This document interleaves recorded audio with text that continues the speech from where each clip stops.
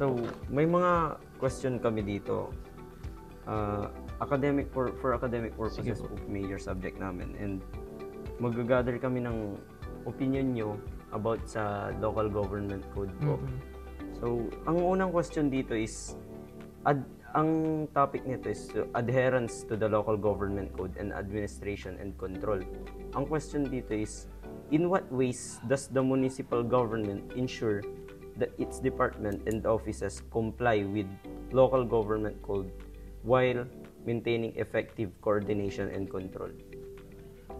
Dito sa munisipyo, alam mo naman sa government, ang LGU, parang Bible namin yung local government code. Kaya sa mga step na ginagawa namin dito, sinisigurado namin na inline sa local government code para hindi rin magka-problema pag may mga gagawin na i-apply para sa LGU namin dito sa Kalasyaw.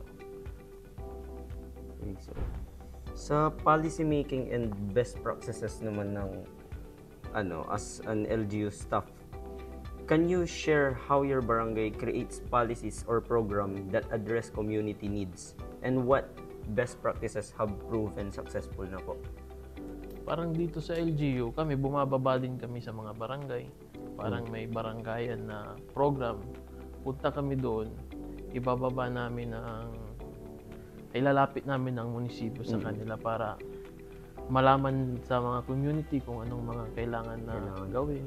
Lalo na pag may dala din kaming mga gamit, doctors, parang sa agriculture, para yung mga tawag dito, mga constituent natin na para mga farmers. Pagdating doon, masasabi nila yung mga pangangailangan nila kung anong kulang para ma-remedyohan ng munisipyo at magawan ng programa. Ganon din sa health. Siyempre may mga senior citizens tayo na hindi makakapunta sa RH na tayo na mismo ang pupunta doon. Pangatlo naman is ethics and accountability. In what ways does your barangay promote transparency sa barangay niyo or sa munisipyo na rin po? Opo. Integrity and accountability among official and staff. Parang ngayong panahon, inaayos na po ng budget. May proposed budget ng executive, pero kaming sa legislative bilang councilors, may check-in balance para makita namin kung ilan yung nakapondo para alam gamitin. Opo. At sa tamang paraan magamit yung mga pondo. Sa e-governance naman po, kasi ano naman, ito parang Yan, timing tayo dyan common sa po itong e-governance na ano po is, e-governance na how has your municipal adopted digital tools or online system to improve communication, lalo na pati transparency po? yes, this is the first project of our Mayor Patrick Karamat. We are on the process na maging digitalization na ang mga proseso dito sa munisipyo. We're in the process pa lang. Sa views naman po, sa views nyo po sa federalism, how do you think the proposed shift to federalism could influence the roles, responsibilities, and autonomy of municipal governance?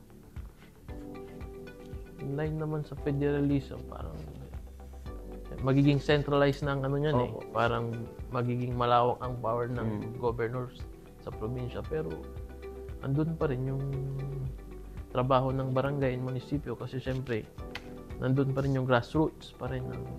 Kaya yung trabaho hindi naman siguro maapektuhan kahit mag-shift na federalism.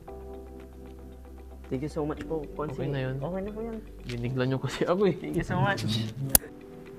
Good afternoon po. Makuha ko po muna yung pangalan and yung position nyo po sa as LGU staff po. Ako pala si Arnold Pugapi kang Barangay Kagawan. And then Ako si Ramil Bauson, dati akong administration pero ngayon naging liaison po ako ngayon dito sa Barangay Ambunao po. May mga questions po about LGU po kami na Okay. kailangan sa major subject namin. And napili ko po yung Barangay Ambunao na kuhanan po ng opinion and mga ideas po na mga kasalukuyan o kaya kasanayang ginagawa lang sa LGU ng mga official na to.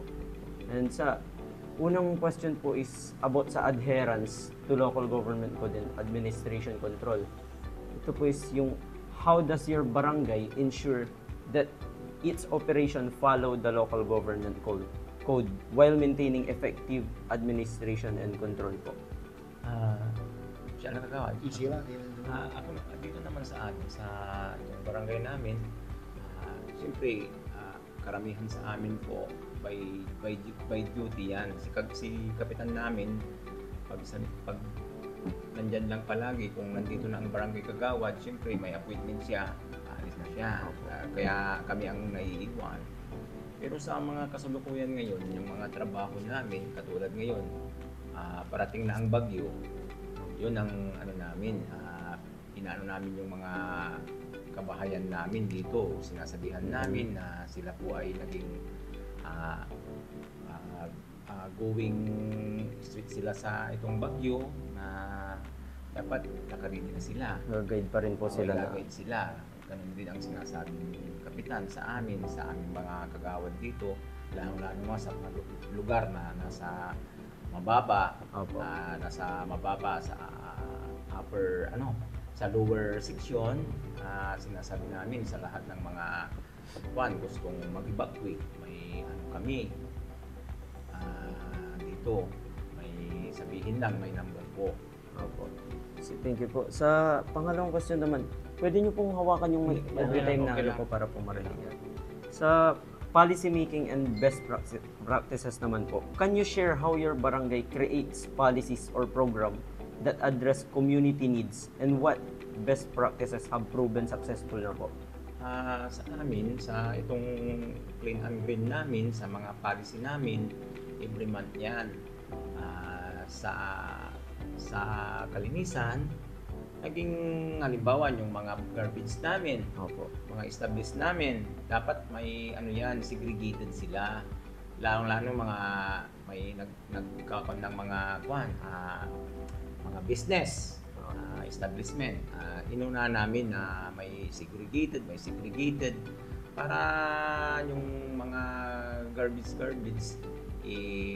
magagamit. Yung mga hindi dapat magamit, yung magagamit dapat.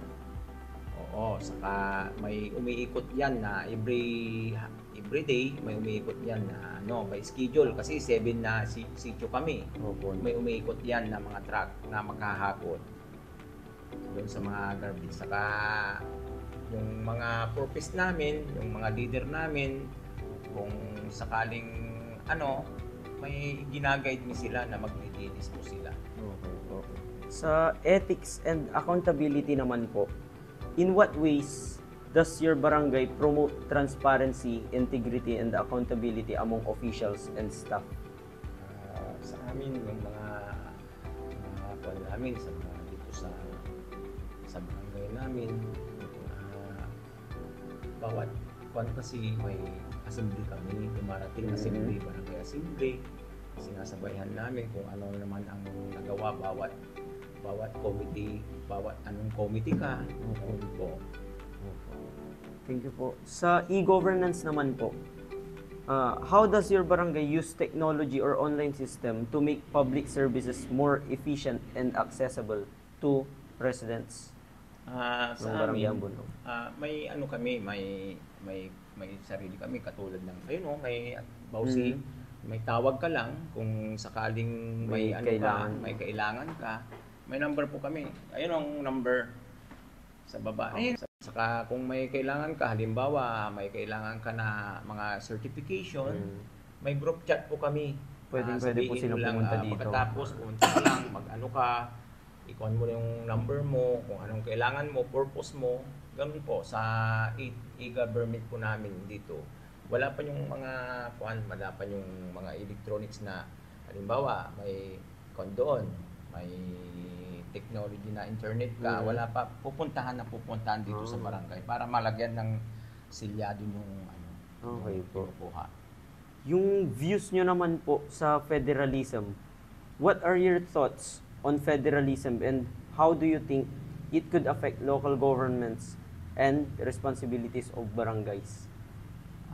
Sa amin naman, yung mga federal na federalism, saka wala naman kaming nakikitang nakakaano sa amin. Lahat po naman sila sa tumutupad naman kung ano ang rules ng barangay po.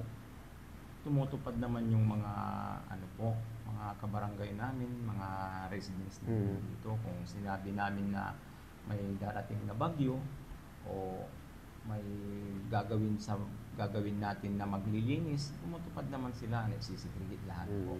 Napag-uusapan namin po. Okay po. Thank you so much po. Okay. Nang iba po. Kagawa.